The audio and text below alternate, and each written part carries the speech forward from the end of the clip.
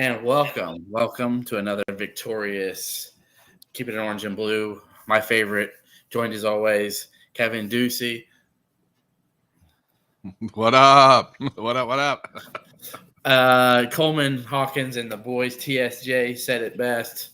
When you get the last laugh, it's always the best laugh you can get. So I love seeing that from Coleman. A lot of butthurt Maryland fans, but as stated by many things, when you get chicken wings thrown at you last year, and when you get disrespect thrown in your face earlier in the year from Julian Reese when they won on, the State Farm Center court, it just comes with the territory. But anyway, a big week for Illinois, 2-0. 10-4 in the Big Ten, Kev, 19-6 overall. That sets themselves up for winning out. You win the rest of your games, and we're going to get into can Illinois actually do that. But that's you literally have destiny in front of you. You control your own destiny. It doesn't matter what anybody else does. If Illinois takes care of itself, Kevin, it's gonna raise a Big Ten trophy again. Yeah, absolutely, and it's exciting that got some help over the weekend. This morning, Purdue got the effect of the new coach. Right, there's always seems to be like that first game or two without you lose a stud to injury or you lose a coach, the teams kind of rebound, and I think Ohio State did that a little bit today. I think they also did some unique things with how they threw some things at Purdue that might people might take note in.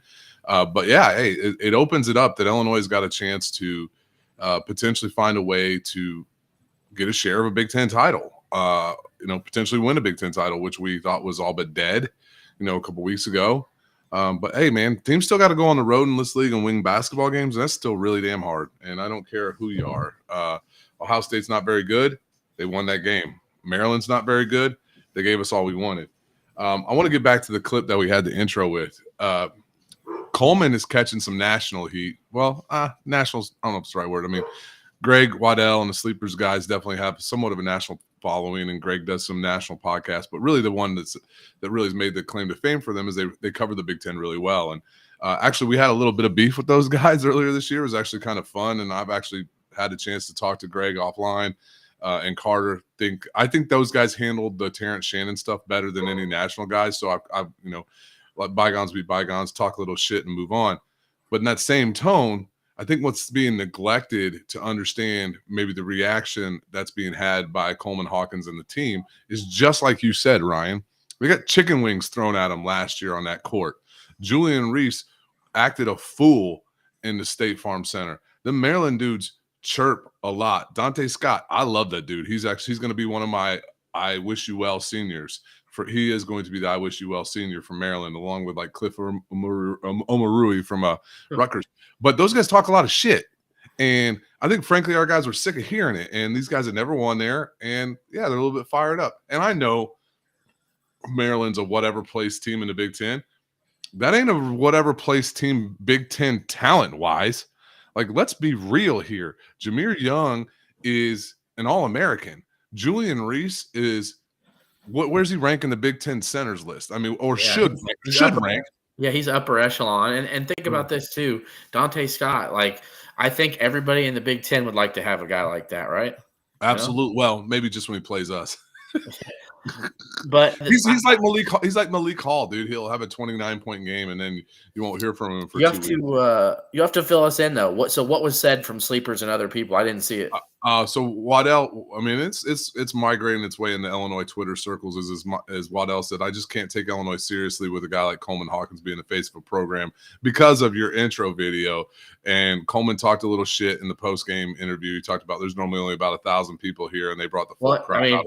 Okay, well, you know what? I'll be honest. It was a morgue earlier in the week against Iowa. It was a morgue. What's hilarious is I have the text to Coleman. I texted Coleman and said, "Yeah, I saw that." Yeah, I said, "Hey, they're having a special shirt giveaway for you this week, and of course they're going to pack the house when Illinois comes." I think I said something like they had 500 people in the stands against Iowa. I said, "Show them who you really are." Well, yeah. Hey, and listen, here's the thing, Yes, he is very animated on the court, and yes, he complains about calls because he's into the game. I sympathize and empathize with that because I was a little bit of an emotional player. Like, and even my homeboys that are listening to this know, like, I was a little bit of a hothead. I was always, I got 15-yard penalties in high school for saying stuff to referees and stuff like. But it's because I was intense. I wanted to win the damn game. Like, Coleman went out there and had 14 points on 6 field goal attempts. Like, that's almost, if you triple that, that's 18 and 42. That's almost Brennan Paul against Ohio State when he had 43 on 15 field goal attempts. He was hyper efficient in that game. And yes, we probably wish he would have shot more in that game, but he does all the little things that help this team win. Is he a good in the post defender against guys Reese's size? No, he's not. He's playing out of position. But the other things that he does is so incredibly valuable, and he plays his ass off. He plays a ton of minutes. Dude, I really don't give a crap if he's celebrating on a bus wearing a Maryland t-shirt. Doesn't bother Yeah, me. and I mean, a private jet either, Right. but yeah, that's what she said, live in luxury right there. But Yeah, on yeah, the bus. What the hell am I talking about on the bus? I thought they'd actually stay out in the Northeast and just roll up to Penn State. I guess they're coming home. yeah, they were coming home because they don't play till Wednesday and they don't have to leave again till Tuesday. So Yeah. get some practice in. But anyway, look, we don't have beef with sleepers anymore, and that's okay. They can feel that way about Coleman. But I think most Illini fans have turned the corner on appreciating Coleman Hawkins. Okay. Yeah, 100%. So I'm one of those guys. I would talk to his dad, and I know I pissed him off a couple times because I was just being honest. Like, But you know what? dude, Rod's a real one though. yeah, Rod has criticized Coleman on Twitter. He's like, you gotta knock that shit off. And I'm like, hey yeah, man, all yeah, right. he is. And look, and I would defend my children to the death either. But as I told him, I never once have spoken the type of man he is. I always talk hoops. So Right. from all accounts, Coleman's a great young man, a great dude. Everybody loves him. I think he's a fun personality. He's caring, he gives back. So anyway, I'm okay with that troll. When he'd been having to deal with a bunch of trolling from Maryland, I think they won one time his freshman year when Kofi was playing. Yeah, in Champaign, but not there. Yeah, no. So he finally got that. Yeah, and it was a big win and let's be honest, Brad Underwood made it a big deal in the locker room. He told everybody, "This is my first one. This is a big one, guys," and they celebrated it. But you notice our guy Ryan Ferran put on there on his Twitter, like, hey, listen, this isn't quite the same level of celebration. And I chimed in with this. It's not the same level of opponent. Yes, Illinois absolutely wanted to beat Maryland, and they need to beat that team. And I'll say it again. I don't think this is a bottom half Big Ten team talent wise. But like Bill Parcells always said, you are what your record says you are.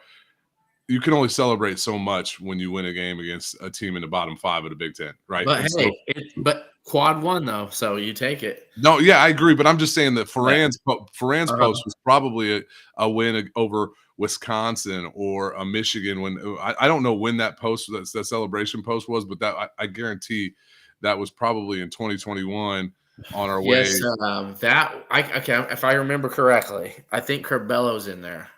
Oh, yeah, so it might have been Michigan, might have been Wisconsin, which we slayed demons when we beat Wisconsin when Io hit that 3 there. So. I honestly think it was when Batman beat Ohio State in Columbus to end the year.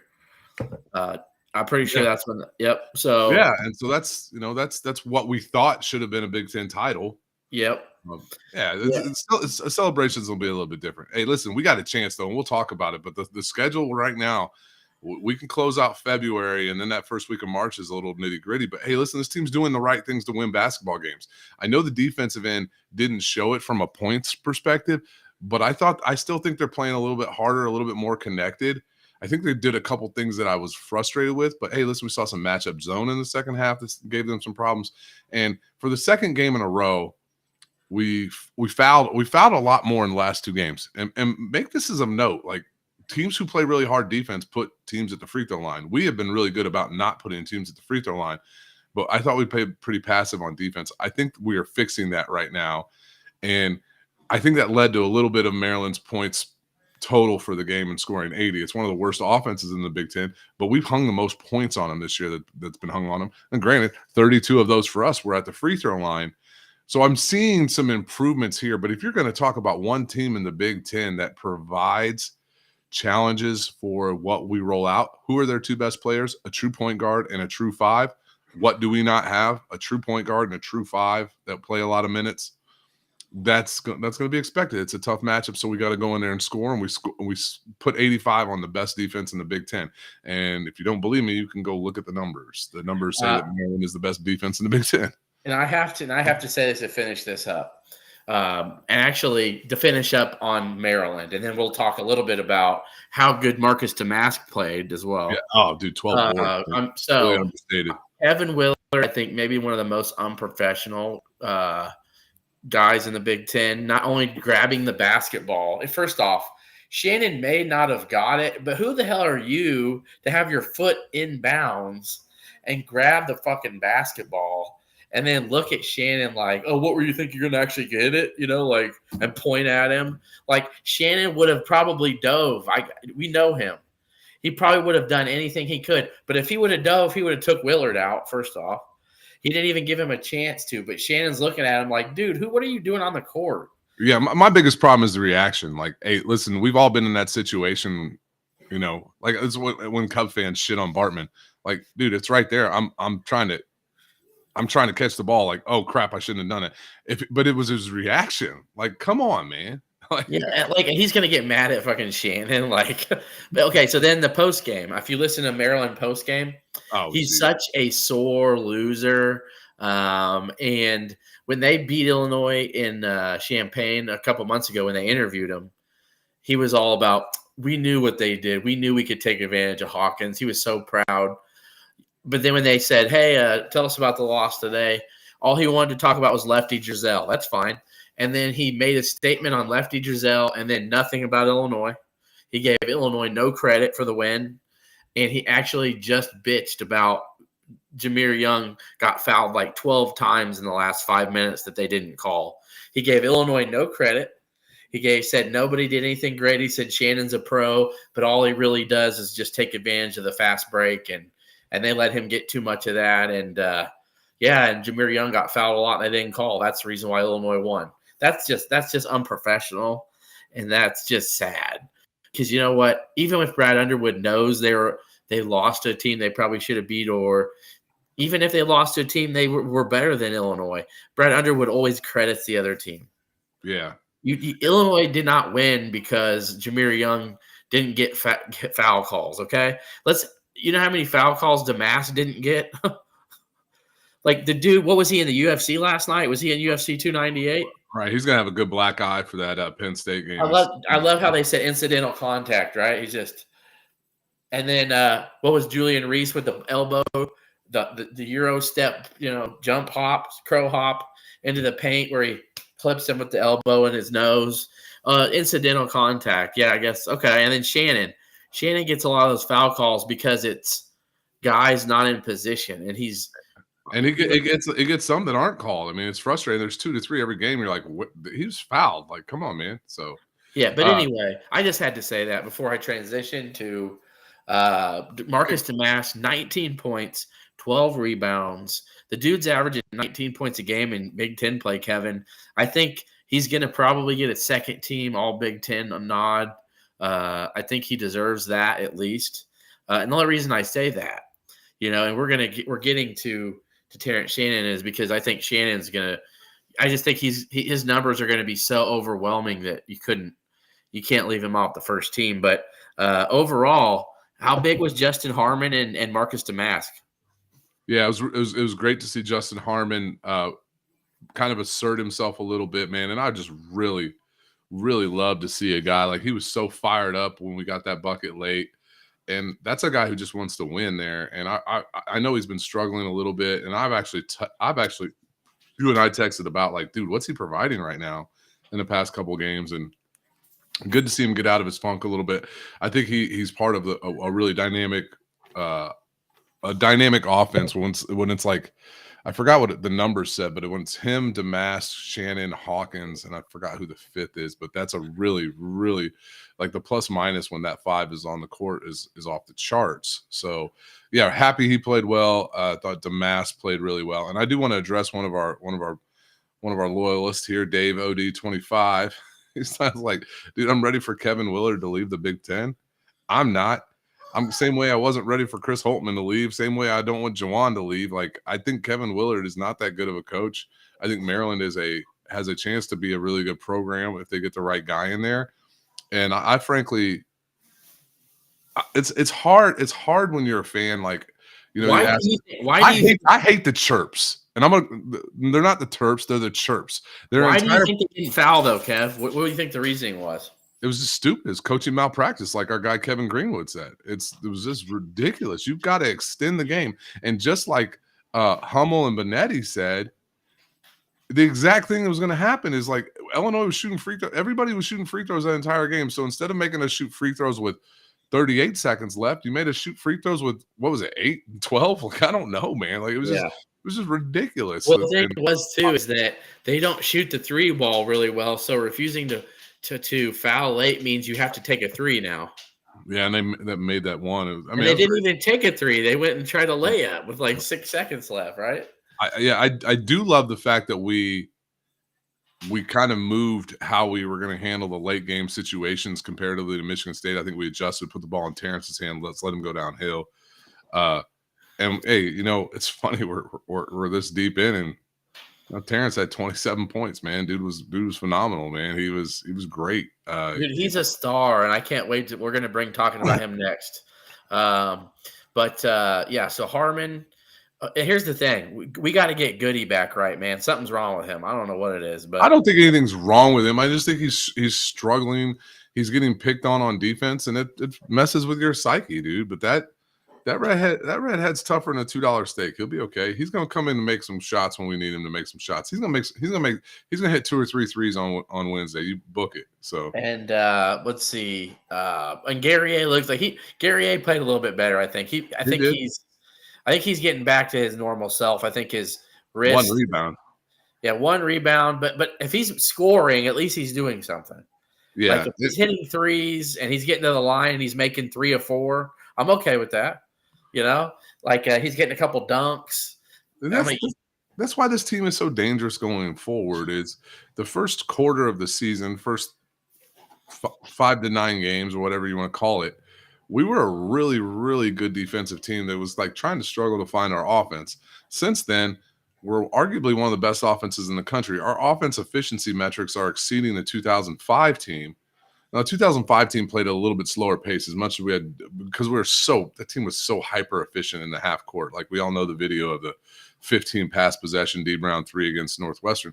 Was this the highest scoring team since Kewan Garris's 93-94 team? Yeah, which is incredible.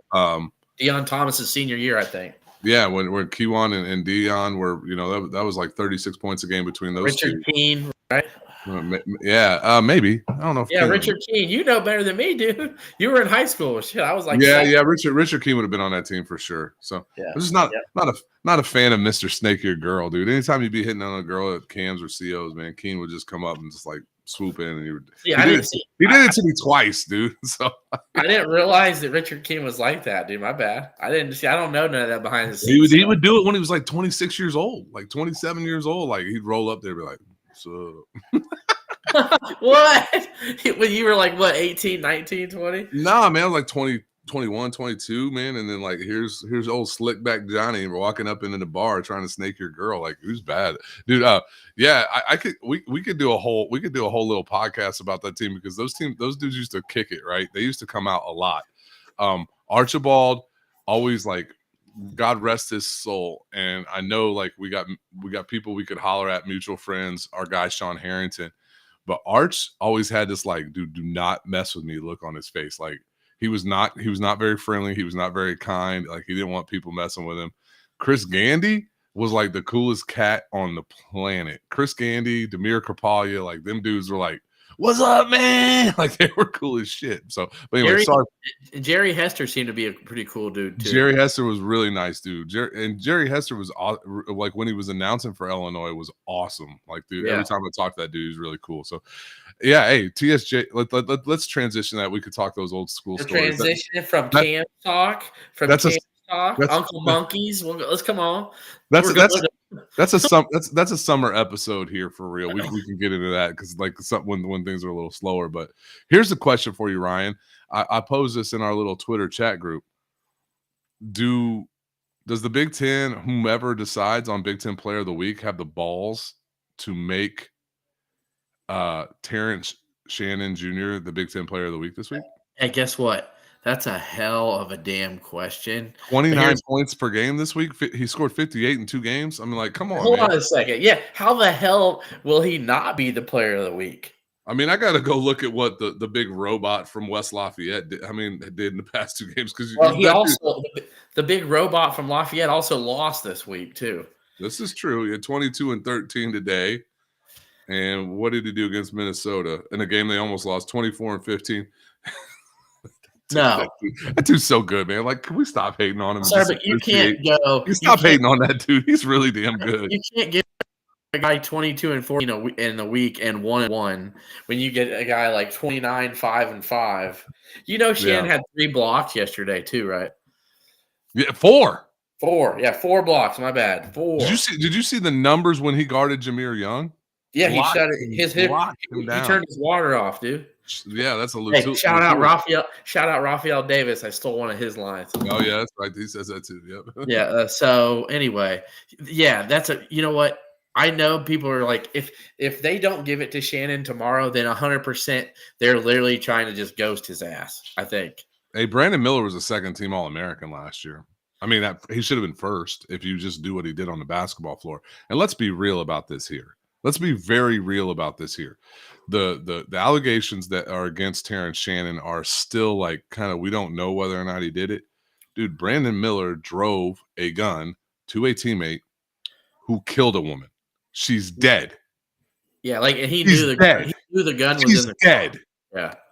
Like if the College Basketball Writers of America name him the SEC Player of the Year and second-team All-American, and a girl died because he helped a teammate get a gun, and Terrence Shannon can't make an All-American team because he's allegedly did something in a bar with video cameras that don't have the two of them together. Like, I'm sorry. I have a major freaking problem with that. Major freaking problem. And here's the thing. I could care less what other fan bases think about this only. I don't either. Yeah, I don't either. Here's the thing. If Purdue if this was Zach Edey, okay, and you really think they'd be like, no, his big ass needs to sit. Yeah. National Player of the Year needs to sit his ass down. Yeah, no, they'd be like, innocent until proven guilty, duh. The crap that ESPN pulled on Saturday where they had the college all-stars and he wasn't mentioned. And frankly, hey, dude, I'm going to carry the water for a guy I don't want to carry the water for because he plays for a team I hate, but he deserves it. Boo Booey wasn't on the list either. They had like Max Asmus and Antonio Reeves. I'm sorry, neither one of those guys are as good as basketball player as Boo Booey. Like they just flat out aren't. So this is kind of ESPN and their shit show. It's just they're purposely leaving Big Ten stuff out because of the contract and all that stuff. So now I will say this: Sean Garner, our man, Illinois is going to move up to 12 probably, and the only reason that they'll be 11, in my opinion, is if UNC gets bumped out of that top. And I don't see that. There's a love affair with that because they keep losing every week and like move like one spot every week. That powder blue uniform. Yeah, what's crazy is it's like against bad teams. It's like Georgia Tech. We'll just move them one spot, and then I think it'll be 12. But it doesn't matter, right? Yeah. What matters is the quad one wins. The quad one, the bad losses. Maryland is, I think, still a quad 3 loss, but they're starting to move. They were getting pretty close to moving out of it. It might be a quad 2 loss. That would be really helpful for this program. Ohio State maintaining itself into a quad 1 win. That's, I know FAU lost today and people are like, oh, we haven't beat a ranked team all year. Yes, that matters, but it's really the quad wins. And then it's the metrics. It's the metrics that they love Illinois. Illinois is 12 net, for God's sake. Illinois top 10 Ken Palm, top 10 in Evan Mayakawa. Illinois is 8 in Ken Palm. You said we're 12 net. Yeah, we moved up there. 12 net. And then I forgot where we're at in Torvik. Like I look at all these things. It's top 15 in Torvik, but no, I think we're top 10. Okay. And Well, Torvik is not traditionally, like, for some reason, been a so fan of ours. for any of the people who just say this, I'm going to knock it out of the park. You just mentioned that. But let's look at this. Does anyone really think that the committee was like, Illinois has one ranked win over FAU, so we're going to have them number 15 overall. Oh my God. FAU lost a close game to a tough South Florida team by 4. You know what? There goes Illinois' ranked loss. We're going to bump them back 5 or 6 spots now. No, what they're doing is they're looking at wins against the field. Who's projected? Illinois has quite a bit of those wins. And even if they're quad 2 wins, winning at home against Nebraska, quad 2 win. Okay. Beating Michigan State at home right now, still a quad 1 win. Doesn't mean it's going to stay there. They're not worrying about it has to be a quad 1 win. It's against wins against the field. Like that Colgate win's going to look really good here, in a couple weeks because Colgate's going to have 27 wins. They're going to win their conference, and Illinois is going to have like 10 wins against the field. So there's a reason that they have Illinois number 15 overall, but I think they would move up now. Auburn got destroyed. Okay. So Yeah. Auburn got destroyed and Whiskey lost. So Whiskey, I know 16, but Auburn got destroyed. So that pushes Illinois up more in the seedings. But anyway, I'm not worried about that. I think if Illinois takes care of business, and even if they don't win the Big Ten, Kevin, let's say they lose at Wisconsin but beat Purdue. Okay.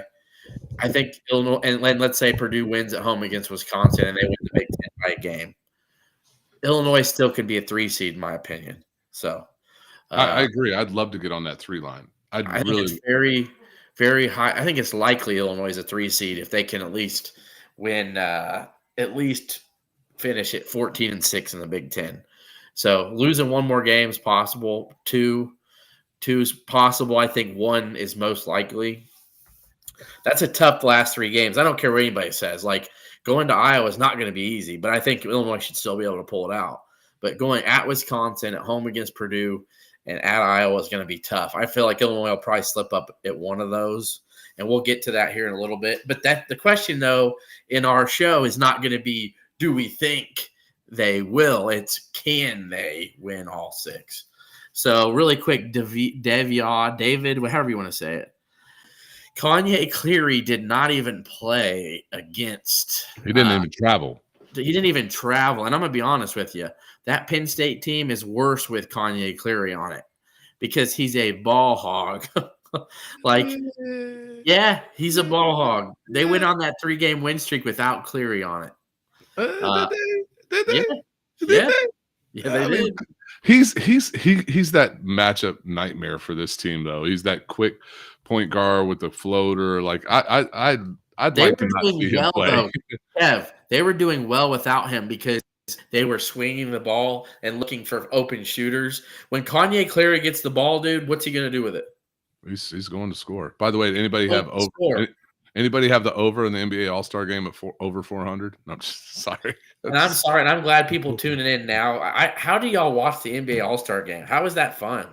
The fourth quarter is typically fun, but other than that, it's kind of good. But like I was watching Gilchrist guard. Shea Gilgeous-Alexander, you mean? Yeah, Shea Gilchrist-Alexander. I was watching him guard. Hold on a sec. Guard Damian Lillard. Dude was jogging at half pace. I'm like, how is this fun? Like, is it freeze frame? It's like just fucking guard somebody. Just have at least half a fucking care. And they don't. They could care fucking less. So to me, my homeboy Eric Shannon chimed in, and I want to know if he got the over in the NBA All-Star game today. Like, so that's big ups to my dude, Big E-Dog. Hey, what's up, my brother? Big ups to one of Kevin's friends actually watching the podcast. I got lots of friends that listen to the podcast, but that's my dude. I was the one friend he invited to his 10th birthday. Like this is like go back to the days stuff. So I got to give a shout out. Let's see here. Ask on a couple more questions before we get to Penn State all the way. WNBA All-Star game so much better. Anyway, over 641. Okie doke. Now, so with all that said, preview Penn State. And here's the fun thing about what's going to go on Wednesday. But of course, it goes into the trend, Kevin, of we get whiteout against MSU. We get they got a special game for us. Yes. We get the Terp out with the special shirts, 17,000 when they literally had 600 against Iowa the day before. Guess what they're doing at Penn State Wednesday? The whiteout. No, they're doing a whiteout, but they're playing at Rec Hall, yes, we're playing at Huff Hall. which is basically Huff Hall, but a little bit bigger in Penn State. That's where their volleyball team plays, and it's so loud and ferocious in there that, like, if you go back and go to YouTube. I watched one game because I wanted to see what it was like. The fans are on your ass like it's like basically Cameron Indoor. Okay, like the one whole side, there's like this much room between the sideline and the fans. So the other side where the bench is, it's opposite of that. Like the fans are literally on the court. So it filled 6,000 people. So it's not really super tiny. But of course, they're moving. They haven't played a game there in 11 years. They're doing some special game, and they're picking Illinois. And it's going to be 5:30 on Wednesday, where it's going to be packed out in like a loud ass, crazy, wild environment, where who knows what'll happen. I mean, I'm still picking us, but like it's just typical. Like they get all these other games they could pick, but they're like, we're going to have Illinois. We're going to do Illinois. Michigan State was just there last week, but they're like, no, we want them at Bryce Jordan. We'll take Illinois in the rack hall. Yeah, that's fine. I think, first of all, if you're Penn State, Bryce Jordan is dumb. One of the things that Eye on College Basketball podcast, Gary Parrish and Matt Norlander, who we all threw a lot of shade at because of the way that they handled the Terrence Shannon situation, which we agree was wrong. They talk about it, and they're right. Like Baylor built a new arena, and it seats like 7,000 people. Now, that arena is awesome, other than the fact that if you've watched a Baylor game recently, like the cameras are 9 million feet high. If I was building a new arena for Illinois, it'd be like 9,000 people, and it would be like that.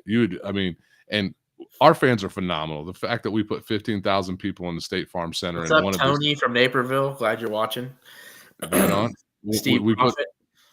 Yeah, but anyway, we're one of the smallest. Like we're one of the smallest populations surrounding our university of any school in the Big Ten, and let's face it, Penn State doesn't give a crap about basketball, but there's 4,000 fans that are going to be in that place that will fill it, and it's going to be intense, and it's going to be loud, and we're going to have to bring our A game. And I looked up what you were saying. I didn't believe it to be true, but you're right. They did go on that win streak. Kanye Cleary is their leading scorer, but they went on that win streak without him. They leaned on Ace Baldwin a little bit more. Baldwin's more of a bigger guard. He's not that super quick, but he's a pretty talented player. He's a guy we were interested in. If Ray J, the Snake Dennis, didn't trail us along for whatever. So yeah, it's going to be a tough game. It's on the road in the Big Ten, but we're a better team. We need to find a way to win. I think this team is maturing and growing up together. I think they're finding a way. I think they really like each other. We've talked about this over and over again on the show. They're much better connected than last year's squad. I do want to talk about something. Kevin Greenwood chimed in here. Brad Underwood used it a couple times with blitzing the screens and blitzing the pick and roll. I think it's better, and Coleman likes to play that better. Coleman is not designed to play drop coverage, in my opinion. The one challenge I had that we did against Maryland is we went over screens on some guys we shouldn't have. Jameer Young, absolutely.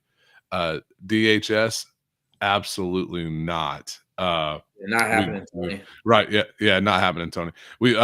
We've got Tony, for those who listen in, Tony asked if Sincere is going to burn the red shirt. No chance at this point in time. Illinois switching up its defenses. It's trying to do things a little bit different. We threw a matchup zone. I really like that. So to all the people out there that say Brad Underwood doesn't adjust, he adjusts all the time. I mean, our defense is night. And now he does in-game adjustments. He can be a little bit slow to do that. But I think we're seeing he's being a little bit more progressive with this team now. So yeah, so and Brad, as you said, no player has ever gotten hurt because of it, but I was listening to some guys from the late 90s talk about If you guys get a chance, go to YouTube, type in Rec Hall, Penn State. They've got 2 or 3 different videos of guys playing in the 90s and late 80s talking about how you can't, if you're having a conversation on the bench, you can't even hear yourself because it's so loud. So they're doing it obviously for a home court advantage. I know Brad will have the guys ready, but let's be honest. Teams like there's small gyms all over across the country that teams end up playing in. Like if you think about it, like look at FAU's home court. It's literally like a glorified high school gym. I've actually been there. Have you in Boca? Okay. Yeah. Well, I live down in West Palm. It's like a glorified high school gym. But the thing is this is just some special thing where it's like, of course, Illinois is in town. I think this team's got bigger goals in mind. That this isn't going to spook them, but I just found it interesting. So, and then with that said, and here's the thing, Kev. If you really thought I was on here giving you shit about Kanye Cleary, no, I'm telling you, he's a ball hog. And I just think he's I wasn't saying that. I just think he's the type of player that gives us problems. He's that quick guard. He gave us problems last year. We all want to talk about Pickett and whatever the white dude's name is. I hate that guy. Who could hit all the threes. Oh my God, Funk, Andrew Funk. So to answer Davy had no, Andrew, they don't have any white sharpshooters. They got this redhead kid like O'Doul or something from Lafayette who plays sparingly. So you'll see him on Wednesday. He's like 6'7", kind of slow, but he's a typical kind of 4.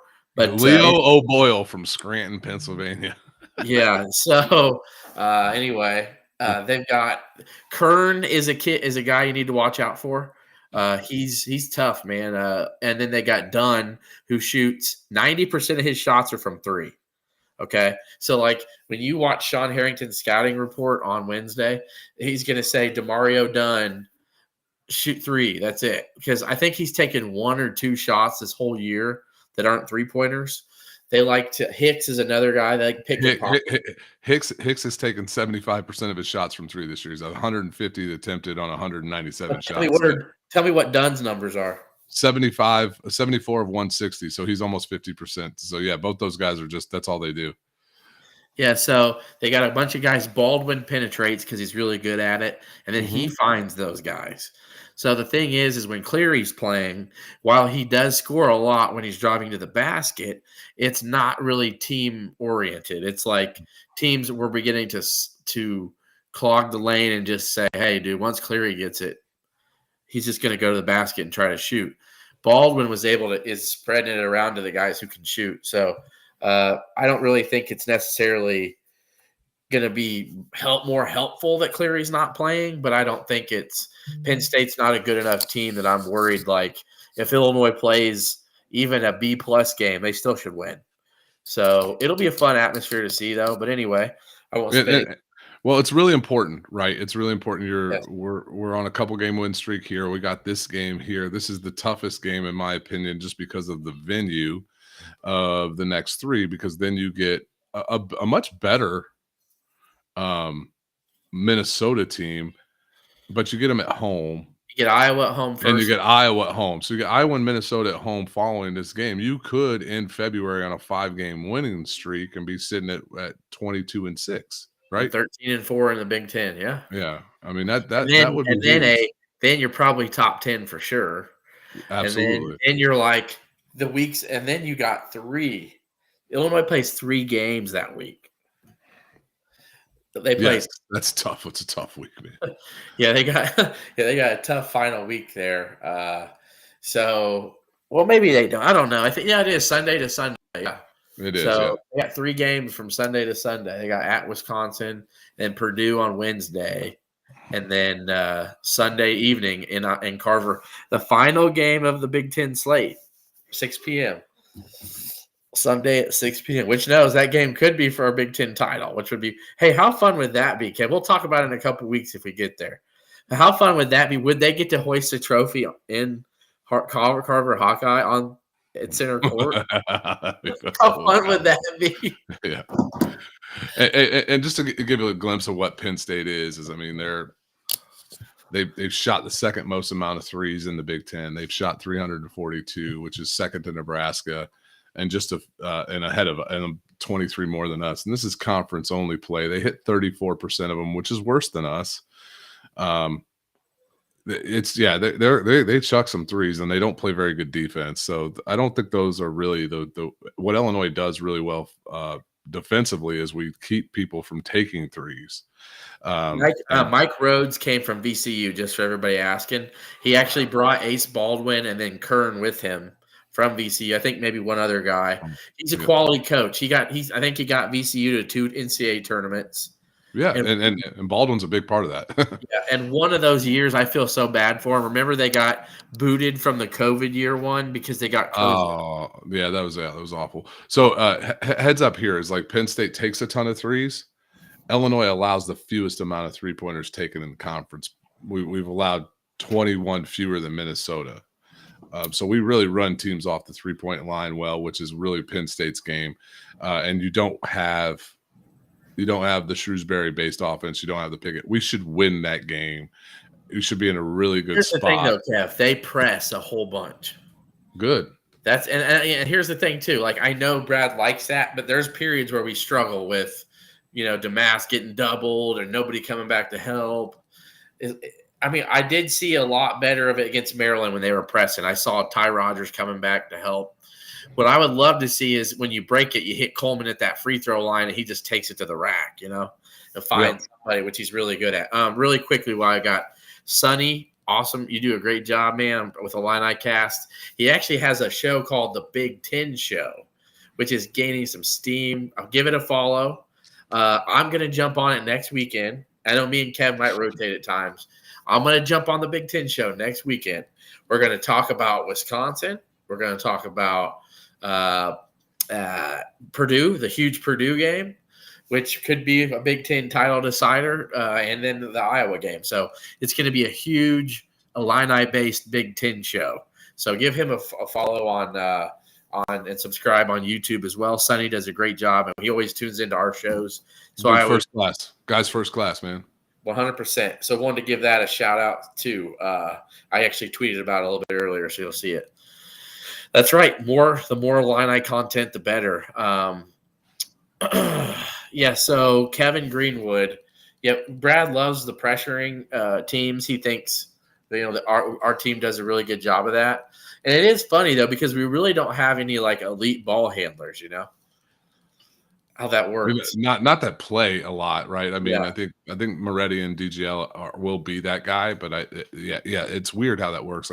But I think it's because they're veterans. I think this team just they don't get sped up. They don't allow teams to take them out of their pace and do wild, crazy things. And I think what you saw against Maryland was pretty good. We adjusted. Yes, we're going to get our pocket picked a couple times by teams that jump up in our kitchen and press us. But I think Brad said it after the Missouri game that teams that press us, we're scoring at an incredible clip against teams that press us. The biggest thing for this team is going to continue to go forward. You watch what happens when Illinois gets stops. When Illinois gets stops, we have an ability to get in transition like nobody's business because we have the best transition basketball player in the country in Terrence Shannon Jr. Nobody can do what he can do out of a stop. And furthermore, we have 5 guys typically on the floor that can grab a rebound and go lead the break, right? And that is so when we can force teams into tough shots and when we can get stops, this team becomes elite. This team becomes Final Four good when we can get stops. And I think that our ability to run Penn State off the three-point line will be really highly effective. And I think we should win that game. I do worry about playing in the rec center a little bit. I'm not going to shy away from that worry. But that would be huge to get that win because I think you can handle business of the next 2 at home. And then that gives you the opportunity to run the table, just like you said, Ryan, because then we go at Wisconsin, which I don't know who they are. Yeah. And then, I mean, I don't know if they know who they are right now. And then you get Purdue at home on senior night. It's going to be the loudest the State Farm Center's been in its existence, probably. Maybe since the Iowa game. Yes, since the Iowa game a few years ago. Yeah, I was severely concussed during that game. So what happened? I fractured my skull on March 1st of 2021. Yeah. What happened? I didn't remember we were Or talking March about. 1st, 2022, whenever that was, that season. Yeah, I did a box jump at the gym, and box imploded. It broke, and I slipped and cracked my skull. Oh my Yep. goodness. Okay. So I was literally laying in bed, like, with a headache, like, trying not to scream. Oh my gosh. Yeah. Let me tell you, I remember that game so clearly in here. I remember when that 3-pointer went up from Murray. I was just like, I prayed. I was like, please God. I was like, please God, don't go in. And then it rimmed out, and then Trent Frazier tapped it out and took it all the way back to the other end. I remember screaming, like, fuck yeah, And everybody in the house was like, oh my God, what happened? And I'm just like, Illinois won the Big Ten. I was like, that's what. I was like, even though they had won the conference tournament the year before, to me, it's just not the same. It's just a little bit different.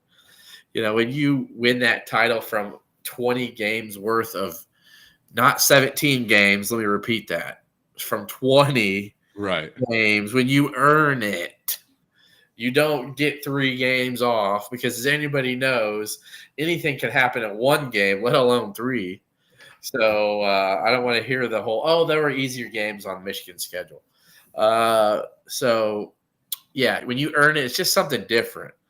It's like blood, sweat, and tears of 20 games earned you that.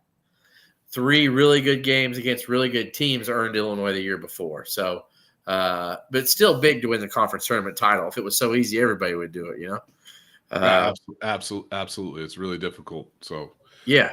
But anyway. Maryland's only won 4 in the 7 conference championships in their history. So just throwing a little barb out there to the Terps that like to talk a little. The question is not, do we think they will? Because I really think Illinois will slip. I think they're going to slip up once, and I'm just going to keep it real. So if everybody wants to be mad at me and say, what, Ryan's projecting Illinois to be 15-5 in the Big Ten and 24-8 overall, yeah, I am. And that should be a top 3 seed at least, easily, in the NCAA tournament. Hey, the last time Illinois was a number 3 seed in the NCAA tournament? 1988. That was the year before. That was the year before the Flying Illini, right? Yeah, we lost to Villanova in the round of 32 as a 6th seed. Played a really bad basketball game that day. And I was about to say, because Illinois was a really good team that year too, weren't they? Yeah, we were a 3 seed the year before in 1987, and a lot of people think that the 1987 team had a real opportunity to go a real long way, led by Ken Norman. I think Doug Altenberg was on that team. You had Bardo on that team. I think. So what happened in that year? What happened to them? We lost to Austin Peay in the first round. Austin Peay had like this 6'8" guy who made like 6 threes or something, and like I remember listening to the game, but nobody could believe that the guy was 6'8" making threes back then. Yeah, so you're telling me Lou couldn't adjust to that? Like nobody could get on him, or? Yeah, it was, dude. I mean, I was 9 years old. I was 8 years old. So I knew that they had a really bad upset, but I thought that was in 1990, the year after the Flying Illini. Yeah, we lost to Dayton. We were a 5 seed. Lost to Dayton in the 5-12 game. And that was Bardo's last year, with Kendall Gill too. Yeah, Bardo. That's funny point in that game. Like that, one of the things I truly remember about that game is Dayton got a breakaway, and Bardo was going up to block a shot, and he would have so clearly got a flagrant one in today's game. He smacked his dude dead. Like he just open hand, just smacked the dude in his face. This is Steve Bardo's last collegiate game. Yeah, and he knocked the piss out of that. He was trying to get a block. I mean, it wasn't a dirty play. It just happened to hit him in his face trying to make a block. What did they just play bad that game? Yeah, Lou Henson had a history of not being a good tournament coach. Man, he had an Elite 8 team in '84 where we lost against Kentucky in the Elite 8 in the Rupp Arena. In Rupp. Yeah, absolutely. Yeah. But you can go back to the history of what Lou was doing with those teams, man. We were like a 1 through a 4 seed for like 7 or 8 years, 1 through a 5 seed for like 7 or 8 straight years. So that was. And then I remember when I started watching, and I'm sure everybody in here can chime in and think of their own in the chat. When I started really watching, it was like 92, 93. And if you guys remember, until he retired in 96, like Illinois always seemed to they would always lose in the second round. I remember they lost to Tulsa. And then the one that really bothered me was the Chattanooga second round loss. Yep. Like they had a real chance to get to a Sweet 16 Elite 8. Like it was right there. Yeah, because we would have faced a 12 or 13 seed in the following round, right? Yeah. And then Chattanooga, I think, went to the Elite 8. Yeah. And because there was a 12-13 seed matchup in the Sweet 16. Yeah. So it was sitting right there for Illinois, and they blew it. And I was just like, man, I think that second round jinx was kind of a Henson thing. Well, that's the one. That's the one. There's been two opportunities in Illinois' history of NCAA tournaments where the field kind of laid itself out for them a little bit. The other one obviously was 21, where you would have got Oregon State in Sweet 16, and we'd have mopped that Oregon State team. It's just frustrating because all the other times it's been pretty much lined up, with the exception of playing Wisconsin Green Bay in the Sweet 16 in 05 and Bruce Pearl. But it's been Illinois is typically on their runs have had to face the best teams. I mean, Maryland won a national championship, and would they beat Indiana in the national title? Like they beat a five seed Indiana. Yeah, no, they beat Oklahoma. I forgot. Maryland. Sometimes Maryland beat Indiana in the final. Yeah. Oh, did they beat them in the Final Four of the national championship? No, they beat them in the national championship game. Yeah. Yeah, Mike Davis took Indiana to the national championship game that year. Yeah, and it was Dane Fife. And let me tell you, man, you go back and watch those 01, 02 Illinois, Indiana matchups. Dude, Kirk Haston, that was tough, dude. They beat Illinois in the Big Ten tournament in 01, the year that, we lost to Arizona in the 52 foul game. Yeah. Where everybody even the managers fouled out, I think. That's so true. I think they had to put a couple of the water boys in, and they were fouling them out, So it was to that point, which I don't. Old 5-seed Indiana, which snuck by Duke and then got Kent State, 10-seed Kent State with Antonio Gates. Antonio Gates, Hall of Fame tight end, was on that Kent State team. So real quick to finish this up, though, I think on the level of upset and hurt, that 01 Elite 8 and then 05 national championship game, because in 01 it was my first time seeing them actually advance anywhere important. And in 05, it's like we're here at the threshold, and then you freaking lose, and you had a chance. Had they lost by 10, I may have took it better. But the fact that not had that comeback, yeah. But then you add that comeback to it, where you're like, I think we could win it. We're 10 of 40 from 3. Yeah, yep. I think, right? I think we're 43. Something like that. But anyway, to finish this up, can this team win? I think they can run the table. They have enough talent to run the table. I don't think they will. But I'm not going to sit here and say I don't think Purdue has a chance to lose. I think they could lose one more before Illinois. I don't know. Do they have anything on the schedule that sets up? So they still have to play. They play Wisconsin and Michigan State at home. In East Lansing? No, in West Lafayette. I'm sorry. They play them in West Lafayette, but Minnesota almost beat them in West Lafayette. Northwestern almost beat them in West Lafayette. We better bring our A game against Minnesota at home. Like that team is playing well. No doubt. They're going to be playing.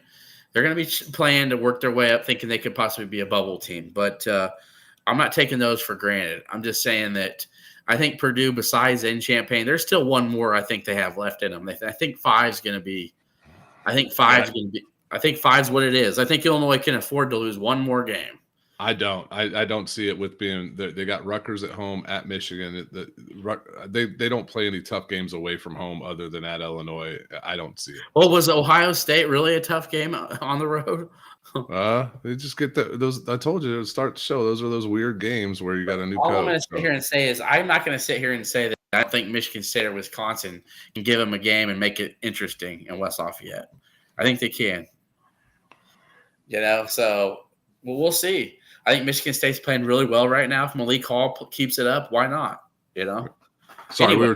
we were 12 of 40 that game. I shortchanged us a couple threes. Yeah, 12 of 40. That means we were at like what, 29%? Right at 30%. Yeah, Luther Head was 5 of 16. Hey, 30%. Yeah. I wonder if that's still. I wonder if that's an NCAA title record, 16 attempts from one guy. Oh man, and he had that one in the corner that I'll. Ugh. Oh yeah, All right. North Carolina took 16 threes the whole game. Luther head matched him. Well, you didn't need to when you got 2 fouls on Augustine and Roger Powell in the first 5 minutes. I mean, yeah, I mean, Augustine fouled out in 11 minutes in that game or something like that that. was they didn't even let him play. That's the really thing that fouled out 9 minutes. That's insane. And I'm gonna be honest. Will you ever go back and watch the replay? I haven't watched the full replay. No, It hurts too much. I've watched the last 5 minutes, but I know for a fact he completely steamrolled Roger Powell a couple of times. Yeah, and they called a block on Powell. I'm like, what? Anyway, so final thoughts. I'll start off, Kev. To me, it's more of I'm happy that Shauna Green's got the women's team kind of back looking good again. I think they're different. They lose at home to Maryland, but then they can go on the road and beat Michigan and beat Penn State. And then they had a nice win over a decent Minnesota team at home. They're turning more into a respectable team. I think this team should have been an NCAA tournament team again, but they're going to miss out on that. They're going to have to win the conference. They're going to have to win the tournament. So yeah, but they're still respectable. They're 12-12 when they were like, let's be honest, Kev, they were like 7-10. They're 12-12. So I think this is a team that can finish above 500. That's still a lot better than finishing 10-20. So, but other than that, men's tennis keeps rolling. Proud of those guys. They had another big win over Notre Dame yesterday. And with men's hoops, let's be honest, there's a lot of people who are not happy with Underwood's adjustments, blah, blah, blah. Here's all I got to tell you. Illinois is 19-6, 10-4 in league, and still have the most Big Ten wins over the last 5 years. Yep. There you go. I mean, if that doesn't make you happy, I'm sorry. I don't know what else you want. I mean, Illinois is competing for Big Ten titles every year now, so and you can't argue with that. And we'll get to the March debate when the NCAA tournament's here. Yeah, and we'll have some folks on the show from a bracketology standpoint. Yeah, I talked to JBR earlier today, Kev. He's down, so. Yep, and then what we've got we're still teasing this up. We've got some bigger things coming for the podcast, so keep an eye on that. I will jump into my final thoughts. Illinois started the weekend, I believe, in baseball 1-2, split a doubleheader with Akron on Friday, and then lost to number 1 Wake Forest 5-1 on Saturday. So they played well there. I've got some rooting interest in there. Is that my guy Logan Tabling, my friend Ryan Tabling, known Ryan practically my whole life. It's his son. Logan threw really well against Wake Forest, gave up some runs, but had a bunch of strikeouts. It was touching mid-90s. And then Illinois got a really cool boost from a freshman, Cameron Chi Alloy, kid from Canada, came in and had 2 two-run homers in his first 2 baseball games, playing left field, batting like the 2-hole for the Illini. It's exciting when the baseball team is good. I think we all I share the sentiment with me. I'm a big baseball fan, so excited to see what those guys can do. I don't have a lot of expectations for the Illini baseball team this year. I think they're a little young. They've got some really good pitchers, though, like guys that are going to get they do. Yeah. They do. And so it'll be interesting. You never know what can come of things. And all of a sudden you can put things together. We had a sub 500 season last year. Really like to just see if we can make the Big Ten tournament and possibly make the NCAA tournament. That'd be a really nice season for these guys. But just keep an eye out. And if you get a chance, go over and go watch them play, man. It's always a fun, great atmosphere over there. So, yeah. And for everybody, like as Kevin mentioned before we jump off, big things for the podcast. And the next, I think we got 5-6 weeks away from a big announcement of where this show is going to be, what part of, and what we'd like to see, what we got going on collaboration wise, and just everybody who listens on YouTube, who follows us on X, who subscribes. And if you guys are on Apple or Spotify, leave reviews on there. We'd love to see that too. So keep subscribing on YouTube if you haven't. If you got friends that love Illini podcasts, you point them this way. We like to do this once in a while. We'll do 2 shows if there's some important news going on. We're going to be locked in for one for now.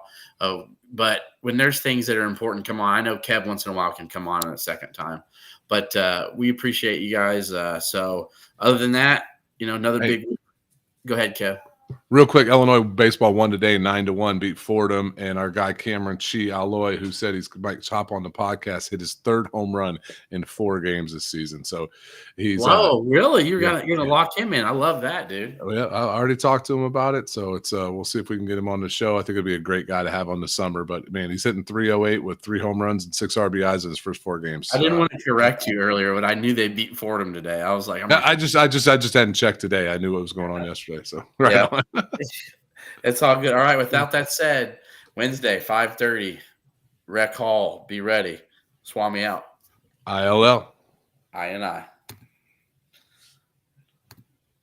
I'm going to end this a little bit better. Hold on a sec, Kev. This is the best. This is the right way to go out.